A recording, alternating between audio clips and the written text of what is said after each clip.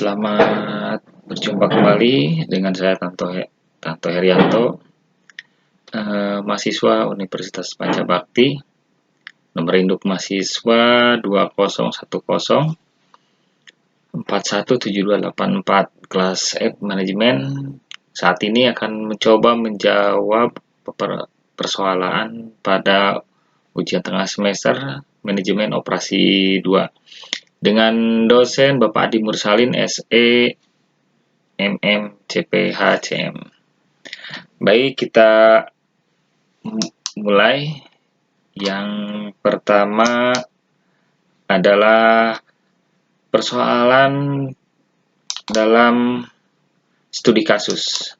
Dalam kasus pertama tentang penugasan, soal tersebut menjelaskan diketahui masalah penugasan produksi kue perusahaan Cisco, yang mana dibantu oleh 4 karyawan, diantaranya Pak Ijo, Pak Ijah, Wanto, dan Wanti, yang akan diberdayakan di bagian adonan, memasak, memotong atau membentuk, dan mengemas dengan rincian upah per hari sebesar Rp1.000 sebagai berikut. Bahwa Pak Ijo pada adonan mempunyai nilai 65, memasaknya 50, memotong 60, dan mengemas 70. Pak Ijah mempunyai nilai 55 pada adonan, memasak 45, memotong 60, dan mengemas 50. Sedangkan Wanto mengadon 50, memasak 60, memotong 75, dan mengemas 70. Wanti pada adonan mempunyai nilai 40, memasak 55, memotong 65, dan mengemas 60. Diharapkan tentukan pengalokasian optimal pekerjaan kepada karyawan agar diperoleh biaya upah paling murah. Selesaikan masalah penugasan tersebut di atas menggunakan metode Hungarian. Baik, akan dijawab. Yang pertama, langkah pertama adalah mencari biaya terkecil untuk setiap baris, kemudian menggunakannya untuk mengurangi semua biaya yang ada pada baris yang sama dengan langkah sebagai berikut. Pada Pak Ijo, kita lihat nilai terkecil berada pada memasak dengan nilai 50. Kemudian pada baris Pak Ijah juga ada pada kolom memasak, pada baris memasak ada dengan nilai 45. Kemudian Wanto dengan Wanti berada pada baris 50 dengan nilai 50, dan Wanti nilai 40. Selanjutnya nilai tersebut kita kurangkan terhadap setiap baris yang ada pada masing-masing orang tersebut, sehingga 65 dikurangi 50, 15, memasaknya menjadi 0, memotong pada Pak Ijo nilainya menjadi 10, terus mengemas Pak Ijo mempunyai nilai 20.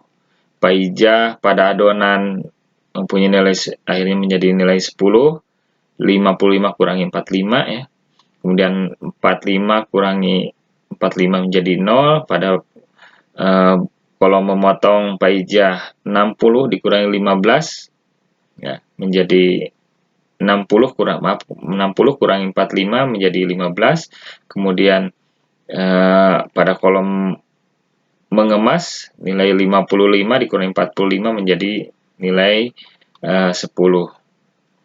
Maka kita dapat ketahui selanjutnya adalah bahwa pada masing-masing kolom sudah terdapat nilai 0 yang kita dapatkan. Dan selanjutnya ternyata kita harus juga memastikan semua baris dan kolom sudah memiliki nilai 0, tidak hanya dalam kolom saja. Dan ternyata kolom 4 dan 5 atau kolom memotong dan mengemas belum mempunyai nilai 0. Dengan demikian perlu dicari lagi nilai terkecil pada kolom tersebut untuk selanjutnya digunakan untuk mengurangi semua nilai yang ada pada kolom tersebut, pada kolom yang sama dengan langkah sebagai berikut ya. Jadi bisa kita lihat yang asalnya nilai 0 itu hanya pada kolom adonan dan memasak, pada baris Paijo dan Paijah, serta Wanto dan Wanti. Nah, selanjutnya kita lihat ternyata kita lihat dengan nilai yang terkecil pada kolom keempat dan kelima yang belum mempunyai nilai 0. Di situ ada nilai terkecil adalah 10 pada kolom memotong dan 10 juga pada kolom mengemas pada baris Paijo dan Paijah. Maka selanjutnya nilai 10 itu akan dikurangkan terhadap nilai-nilai pada baris dengan kolom yang sama, sehingga didapatkan pada kolom memotong akhirnya nilai Paijah dalam memotong menjadi 5, dari 15 dikurangi 10 menjadi 5. Wanto juga dari 25 dikurangi 10 menjadi 15, demikian pula juga dengan Yanti. Kemudian di kolom mengemas akhirnya diperoleh nilai 0 di baris Paijah pada kolom mengemas, dan akhirnya dikurangkan terhadap nilai-nilai baris-baris pada kolom mengemas tersebut. Yang asalnya Paijo mempunyai nilai 20, dikurangi 10 menjadi 10. Demikian juga dengan Wanto dan Wanti. Selanjutnya adalah memastikan atau mengecek lagi tabel penugasan apakah sudah memiliki nilai 0 yang sesuai dengan jumlah sumber daya yang juga tercermin dengan jumlah barisnya, baris Paijo, Paijah, Wanti, dan Wanto. Misal jika yang ditugaskan adalah 4 karyawan, maka tentunya harus ditemukan nilai 0 sebanyak 4 buah yang terletak di baris dan kolom yang berbeda. Sebaiknya dimulai dari baris yang hanya memiliki satu nilai 0. Langkah ini mengandung arti bahwa setiap karyawan hanya dapat memegang satu peran atau pekerjaan. Perhatikan dari matrik di bawah, ternyata nilai 0 yang ditemukan pada baris 3 dan 4, baris Wanto dan baris Wanti. Meskipun berbeda baris, namun masih dalam kolom yang sama, sehingga dapat dipastikan masalah belum optimal dan perlu dilanjutkan ke langkah berikutnya. Karena belum optimal, maka langkah selanjutnya adalah menarik garis yang menghubungkan minimal 2 buah nilai 0, seperti pada tabel di bawah ini. Setelah diperoleh bahwa setiap kolom sudah mempunyai nilai 0 dan setiap baris sudah mempunyai nilai 0. Nah, kita tinggal cari yang mempunyai nilai 0-nya lebih dari 1. Nah, itu ada Paijo di baris Paijo, ada di kolom memasak dan kolom memotong. Kemudian di Paijah juga ada pada baris Paijah, pada kolom memasak dan kolom memotong. Tetapi dalam satu kolom juga ada nilai 0 yang sama, yaitu pada baris Wanto dan Wanti. Nah, seperti yang diarsir dengan warna kuning itu merupakan hasil irisan baris dan kolom yang mempunyai nilai 0 yang sama. Nah, ternyata masih ada 2 kolom Wanto dan Wanti yang belum mempunyai nilai 0 yang 2. Perhatikan yang belum terkena garis, yaitu kolom baris Paijah dan Paijo. Kemudian nilai tersebut dalam kolom memotong dan mengemas ada nilai 10. Nilai 10 itu untuk menggunakan nilai yang terkena garis dan digunakan untuk menambahkan nilai yang terkena garis ganda dengan langkah sebagai berikut. Nah, ini yang kolom Paijo dan Paijah sudah ada nilai 0, Wanto dan Wanti belum. Nah, pada kolom mengemas Wanto dan Wanti ada nilai 10 yang bisa dikurangkan agar memperoleh nilai 0. Nah, selanjutnya nilai 10 itu sudah dikurangkan pada kolom mengemas pada baris Wanto dan Wanti, dan nilai 10 itu ditambahkan pada kolom Paijo dan Paijah dengan kolom adonan ya, yang mempunyai nilai 0 yang sama, yang double, sehingga kita bisa memperoleh nilai 0 pada setiap baris dengan 0 ganda, dan setiap kolom juga mempunyai 0 yang ganda, baik di adonan, memasak, memotong, atau mengemas. Nah, tinggal kita tentukan kembali lagi ke pertama, bahwa kita bisa menentukan kolom-kolom yang bisa kita secara minimal mempunyai nilai atau pengupahan yang minimal untuk setiap nilai pekerjaan yang lebih maksimal. Di sini kita lihat ada penugasan Wanto dengan nilai 50 pada adonan tentunya, kemudian Paijah di kolom memasak dengan nilai 45, dan Paijo dalam penugasan memotong dengan nilai 60, dan Wanti pada kolom mengemas dengan nilai 60. Setelah ditemukan nilai 0 sebanyak sumber daya yang juga tercermin dengan jumlah barisnya, mulai dari baris yang hanya memiliki 1 0, dan ternyata tabel penugasan di atas sudah berhasil ditemukan 4 buah nilai 0. Sejumlah karya 0 yang akan ditugaskan yang berada di baris dan kolom yang berbeda. Artinya tabel penugasan di atas sudah lebih optimal. Kesimpulannya, kita bisa melihat bahwa Paijo dapat dialokasikan pada tugas memotong dengan nilai 60, kemudian Paijah dialokasikan pada tugas memasak dengan nilai 45, kemudian Wanto dialokasikan pada tugas adonan dengan nilai 50, dan Wanti dialokasikan pada tugas mengemas, sehingga total nilai yang diperoleh adalah 215. Maka pengalokasian optimal pekerjaan terhadap 4 karya tersebut adalah dengan upahnya adalah 215 dikali masing-masing satu pekerjaan adalah Rp1.000. Maka diperoleh nilai yang optimal adalah sebesar 215.000 per hari.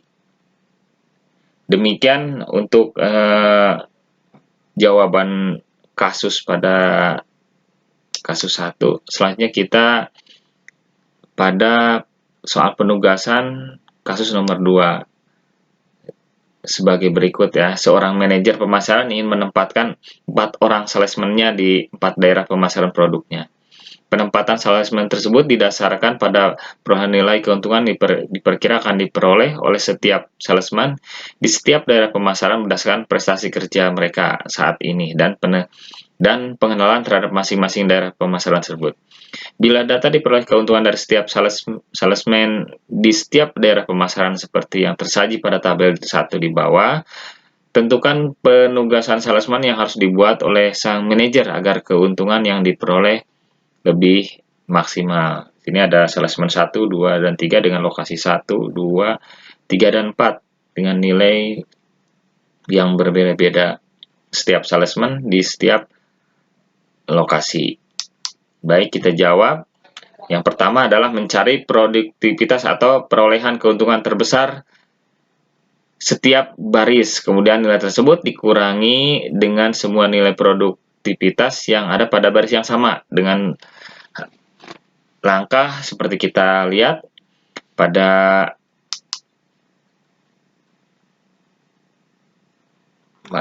kita lihat pada salesman 1 itu pada lokasi 1 mempunyai nilai 1000, pada lokasi 2 mempunyai nilai 900, lokasi 3 mempunyai nilai 1100, dan lokasi 4 900. sehingga kita bisa mendapatkan nilai produktivitas yang tertinggi, yang terbesar, yaitu pada lokasi untuk salesman 1 ada di lokasi 3, tinggal dikurangkan dengan nilai lokasi-lokasi yang lain. Demikian pula dengan salesman 2, kita peroleh nilai terbesar pada lokasi 1.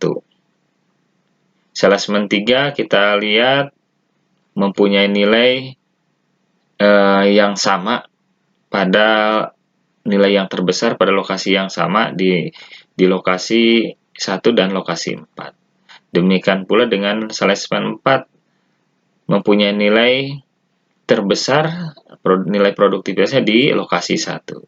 Sehingga kita bisa mengurangkan dalam setiap baris tersebut, sehingga perolehannya salesman 1 di lokasi 1 mempunyai nilai 100, di lokasi 2 200, lokasi 3 mempunyai nilai 0, dan lokasi 4 200. Salesman 2 di lokasi 1 sudah memiliki nilai 0, kemudian di lokasi 2 mempunyai nilai 100, di lokasi 3 150, di lokasi 4 150. Sedangkan salesman 3 di lokasi 1 sudah memiliki nilai 0, lokasi 2 100, lokasi 3 150, lokasi 4 memiliki nilai 0. Kemudian salesman 4 di lokasi 1 mempunyai juga nilai 0, di lokasi 2 mempunyai nilai 150, lokasi 3 200, dan lokasi 4 150. Sehingga beberapa lokasi sudah mempunyai nilai 0. Nah, dari hasil tersebut kita harus memastikan semua baris dan kolom sudah memiliki nilai 0. Dan ternyata masih ada kolom yang belum memiliki nilai 0, yaitu kolom atau pada lokasi 2. Dengan demikian perlu dicari nilai terkecil pada kolom tersebut untuk selanjutnya digunakan untuk mengurangi semua nilai yang ada pada seperti langkah awal, sehingga diperoleh seperti tabel di bawah ini ya, yang kita tunjukkan.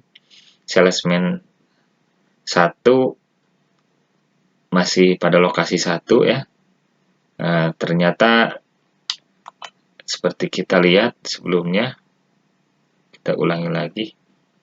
Ada nilai-nilai 100 pada lokasi 2 ini, adalah nilai 100, 100, dan 150 pada kolom lokasi 2 untuk salesman 2, 3, dan 4.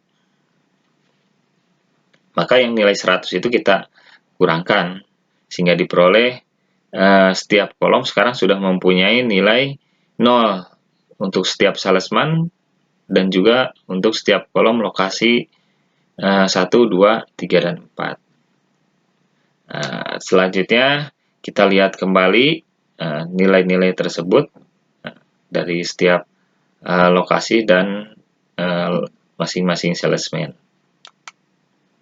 Sehingga dari hasil tersebut, dari tabel tersebut kita bisa melihat hasil kesimpulan bahwa salesman 1 dapat ditugaskan di salesman 1 bisa ditugaskan di lokasi 3 dengan keuntungan maksimum adalah 1100. Kemudian salesman 2 ditugaskan di lokasi 2 dengan keuntungan 1000, di lokasi 2 dengan nilai 1000. Kemudian salesman 3 bisa ditempatkan di lokasi 4 dengan keuntungan maksimal 1050. Kemudian salesman 4 ditugaskan tentunya pada lokasi 1 dengan nilai tertinggi 1000, sehingga diperoleh total keuntungan maksimal atau nilai maksimal sebesar 4300. Demikian untuk soal kasus nomor 2, kita sudah memperoleh nilai maksimal untuk setiap penugasan 4 orang salesman pada 4 lokasi yang berbeda. Selanjutnya adalah kita ke soal teori. Yang pertama yaitu pertanyaannya, apakah peramalan itu? Jadi, peramalan adalah penggunaan data masa lalu dari sebuah variabel atau kumpulan variabel untuk mengestimasi nilai di masa yang akan datang. Jika kita dapat memprediksi apa yang terjadi di masa depan, maka kita akan dapat memperoleh kebiasaan kita saat ini menjadi lebih baik dan akan jauh lebih baik berbeda di masa yang akan datang. Hal ini disebabkan kinerja yang di masa lalu akan terus berulang, setidaknya dalam masa mendatang yang relatif dekat. Yang kedua, pertanyaan secara teorinya adalah sebutkan dan jelaskan jenis-jenis peramalan. Baik, yang berdasarkan horizon waktu, peramalan atau forecasting dapat dibagi menjadi 3 jenis, yaitu 1. Peramalan jangka panjang, yaitu yang mencakup waktu lebih besar dari 18 bulan. Misalnya peramalan yang diperlukan dalam kaitannya dengan penamaan modal, perencanaan fasilitas, dan perencanaan untuk kegiatan lead bank. Kedua adalah peramalan jangka menengah, yaitu mencakup waktu antara 3-18 bulan. Misalnya peramalan untuk perencanaan penjualan, perencanaan produksi, dan perencanaan tenaga kerja yang tidak tetap. Misalnya yang ketiga adalah peramalan jangka pendek, yaitu mencakup jangka waktu kurang dari 3 bulan. Misalnya peramalan dalam hubungannya dengan perencanaan pembelian material, penjadwalan kerja, dan penugasan karyawan. Selanjutnya, berdasarkan fungsi dan perencanaannya, operasi di masa depan, peramalan atau forecasting dibagi menjadi 3 jenis, yaitu 1. Peramalan ekonomi atau economic forecast. Peramalan ini menjelaskan siklus bisnis dengan prediksi tingkat inflasi, ketersediaan uang, dana yang dibutuhkan untuk membangun perumahan, dan indikator perencanaan lainnya. Yang kedua, peramalan teknologi atau technological forecast. Peramalan ini memperhatikan tingkat kemajuan teknologi yang dapat meluncurkan produk baru yang menarik, yang membutuhkan pabrik dan peralatan yang baru. Yang ketiga adalah peramalan permintaan atau demand forecast, adalah proyeksi permintaan untuk produk atau layanan perusahaan. Proyeksi permintaan untuk produk atau layanan suatu perusahaan, peramalan ini juga disebut peramalan penjualan, yang mengendalikan produksi, kapasitas, serta sistem penjadwalan, dan menjadi input bagi perencana keuangan, pemasaran, dan sumber daya manusia. Baik, selanjutnya berdasarkan jenis data ramalan yang disusun. Peramalan atau forecasting dapat dibagi menjadi 2 jenis, yaitu 1. Peramalan kualitatif, yaitu peramalan yang berdasarkan atas data kualitatif pada masa lalu. Hasil ramalan yang dibuat sangat tergantung pada orang yang menyusunnya. Hal ini penting karena peramalan tersebut ditentukan berdasarkan pemikiran yang bersifat intuitif, pendapat, dan pengetahuan serta pengalaman dari penyusunnya. Biasanya peramalan secara kualitatif ini didasarkan atas hasil penyelidikan seperti pendapat salesman, pendapat manajer, pendapat para ahli, ataupun berdasarkan hasil survei terhadap konsumen. Yang kedua adalah peramalan kuantitatif, yaitu peramalan yang didasarkan atas data penjualan pada masa lalu. Hasil peramalan yang dibuat sangat tergantung pada metode yang digunakan dalam peramalan tersebut. Penggunaan metode yang berbeda akan diperoleh hasil yang berbeda pula tentunya. Kemudian ada juga berdasarkan sifat penyusunannya. Peramalan dibagi 2 jenis, yaitu peramalan subjektif, yaitu peramalan yang didasarkan atas perasaan atau intuisi dari orang yang menyusunnya. Yang kedua ada peramalan objektif. yaitu peramalan yang didasarkan atas data yang relevan pada masa lalu dengan menggunakan teknik-teknik dan metode dalam menganalisa data tersebut. Selanjutnya, soal nomor 3, mengapa strategi peramalan sangat urgent atau penting bagi perusahaan? Fungsi peramalan atau forecasting terlihat pada saat pengambilan keputusan. Oleh sebab itu, keputusan yang baik adalah keputusan yang didasarkan atas pertimbangan apa yang akan terjadi pada waktu keputusan itu akan dilaksanakan.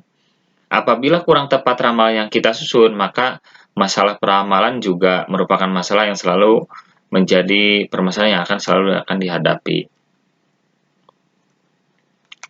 Sehingga menurut Heiger dan Rader, peramalan atau forecasting memiliki tujuan sebagai berikut. Pertama, untuk mengkaji kebijakan perusahaan yang berlaku saat ini dan saat di masa lalu, serta melihat sejauh mana pengaruhnya terhadap masa yang akan datang. Kedua, peramalan diperlukan karena adanya time lag atau delay antara saat suatu kebijakan perusahaan ditetapkan dengan saat penerapan atau implementasinya. Yang ketiga, peramalan merupakan dasar penyusutan bisnis pada suatu perusahaan sehingga dapat meningkatkan efektivitas suatu rencana bisnis. Selanjutnya ke nomor 4, jelaskan pendekatan peramalan yang digunakan. Terdapat dua pendekatan untuk melakukan peramalan, yaitu dengan pendekatan kualitatif dan pendekatan kuantitatif. Seperti yang sudah dijelaskan pada nomor sebelumnya, metode peramalan kualitatif digunakan ketika data historis tidak tersedia. Sedangkan metode peramalan kualitatif adalah metode subjektif, intuitif. Metode ini didasarkan pada informasi yang kualitatif. Pertama, kita lakukan tinjauan metode kualitatif. Peramalan yang menggabungkan beberapa faktor diantaranya seperti intuisi peramalan dan sistem nilai pengambilan keputusan. Adapun dalam metode peramalan model kualitatif ini terdapat beberapa teknik, antara lain, satu, keputusan itu berdasarkan pendapat dari juri eksekutif. Pada metode ini, pendapat sekumpulan kecil manajer tingkat tinggi sering dikombinasikan dengan model-model statistik. Yang selanjutnya adalah metode Delphi. Di dalam metode Delphi terdapat 3 jenis peserta, yakni antara lain seperti pengambilan keputusan, karyawan, ataupun dari responden. Selanjutnya adalah gabungan dari tenaga penjualan. Pada metode ini, setiap tenaga penjual memperkirakan berapa penjualan yang dapat dilakukan. Selanjutnya, peramalan dikaji untuk meyakinkan kualitasnya. Selanjutnya adalah berdasarkan survei pasar konsumen. Jenis metode ini memperbesar masukan dari pelanggan atau calon pelanggan tanpa melihat rencana pembelian masa yang akan datang atau masa depannya. Selanjutnya ada pendekatan naif. Di dalam pendekatan naif, cara sederhana untuk peramalan ini mengasumsikan bahwa permintaan dalam periode berikutnya adalah sama dengan jumlah permintaan dalam periode sebelumnya. Yang kedua adalah selanjutnya adalah berdasarkan tinjauan metode kuantitatif. Peramalan yang digunakan sebagai metode matematis yang menggunakan data historis atau variabel kausal untuk meramalkan penjualan. Selanjutnya adalah soal nomor 5. Jelaskan 8 tahap dalam melakukan peramalan. Baik yang pertama atau A, sebenarnya ini tidak 8, ada beberapa tambahan yang mungkin lebih akan menyempurnakan. Yang pertama adalah menentukan tujuan. Pada tahapan ini, penentuan tujuan dari setiap peramalan harus disebutkan secara tertulis, formal, dan eksplisit. Sebelum membuat suatu ramalan, kita harus bertanya lebih dahulu mengapa peramalan tersebut dibutuhkan dan bagaimana menggunakan hasil ramalan tersebut. Peramalan disiapkan sedemikian rupa sehingga manajer dapat membuat keputusan-keputusan yang dapat mengenal alokasi sumber daya yang ada sekarang, dan oleh karena itu, si pembuat ramalan harus memahami kegunaan-kegunaan dari proyeksi-proyeksi manajerial yang telah ditetapkan. Yang B, selanjutnya adalah langkah selanjutnya adalah pemilihan teori yang relevan, di mana setelah tujuan peramalan ditetapkan, langkah berikutnya adalah menentukan hubungan teoritis yang menentukan perubahan-perubahan variabel yang diramalkan. Dalam suatu teori yang tepat guna akan selalu membantu seorang peramal dalam mengidentifikasi setiap kendala yang ada untuk dipecahkan dan dimasukkan ke dalam proses peramalan. Yang selanjutnya adalah langkah pencarian data dan analisis data yang tepat. Tahap ini biasanya merupakan tahap yang cukup rumit dan sering merupakan tahap yang paling kritikal karena tahap berikutnya dapat dilakukan atau tidak tergantung pada relevansi data yang diperoleh tersebut. Pada tahap ini dilakukan penyeleksian data karena dalam proses peramalan seringkali kita mempunyai data yang lebih atau bisa juga terlalu sedikit. Beberapa data mungkin tidak relevan dengan masalah yang akan kita analisa, sehingga mungkin dapat mengurangi tingkat akurasi dari peramalan. Data yang lain mungkin tepat guna, tetapi hanya untuk beberapa periode waktu saja. Langkah selanjutnya adalah mengestimasi model awal. Tahap ini adalah tahap di mana kita menguji kesesuaian atau fitting data yang telah kita kumpulkan ke dalam model peramalan, dalam artian meminimumkan kesalahan peramalan. Semakin sederhana suatu model, biasanya semakin baik model tersebut, dalam artian bahwa model tersebut mudah diterima oleh para manajer yang akan membuat proses pengambil keputusan di perusahaan. Langkah selanjutnya, langkah F, ada evaluasi dan revisi model. Sebelum kita melakukan penerapan secara aktual, suatu model harus diuji terlebih dahulu untuk menentukan akurasi, validitas, dan keandalan yang diharapkan. Jika berbagai uji keandalan dan akurasi telah diterapkan pada model tersebut, mungkin revisi juga perlu dilakukan dengan memasukkan faktor-faktor kausal dalam model tersebut.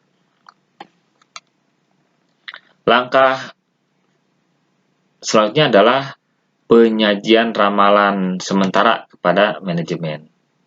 Demi keberhasilan suatu peramalan, maka dibutuhkan input dari manajemen. Pada tahap ini, dibutuhkan penyesuaian judgmental untuk melihat pengaruh dari resesi suatu perekonomian, pengaruh perubahan inflasi, kemungkinan pemogokan tenaga kerja atau perubahan kebijakan pemerintah, dan sebagainya. Terus langkah terakhir adalah revisi terakhir. Seperti telah dikemukakan, tidak ada ramalan yang bersifat statis. Penyiapan suatu ramalan yang baru akan dilakukan tergantung pada hasil evaluasi tahap-tahap sebelumnya. Kemudian ada langkah pendistribusian hasil peramalan. Pendistribusian hasil ramalan kepada manajemen harus pada waktu yang tepat dan dalam format yang konsisten. Jika tidak, nilai ramalan tersebut akan berkurang. Peramal harus menentukan siapa yang harus menerima hasil ramalan tersebut. Tingkat kerincian ramalan sesuai dengan para penggunanya, dan beberapa kali para penggunanya harus diberikan dan diperbaiki. Setelah itu, peramal harus selalu melakukan diskusi dengan para pengguna ramalan tersebut berkenaan dengan kegunaan dari informasi ramalan tersebut. Selanjutnya adalah langkah penetapan langkah pemantauan. Suatu kegiatan peramalan yang baik membutuhkan penetapan langkah-langkah pemantauan untuk mengevaluasi peramalan ketika sedang berlangsung dan langkah pemantauan yang memungkinkan seorang peramal untuk mengantisipasi perubahan yang tak terduga. Peramalan harus dibandingkan dengan hasil aktual untuk mengetahui akurasi metodologi yang digunakan. Evaluasi pada tahap ini harus dipandang sebagai suatu proses pengendalian dan merupakan langkah yang diperlukan untuk menjaga keandalan estimasi masa datang. Jika ramalan meleset, seseorang harus mencari apa sebabnya dan segera memperbaikinya. Demikian jawaban ujian tengah semester untuk mata kuliah Manajemen Operasi 2 dari saya. Terima kasih.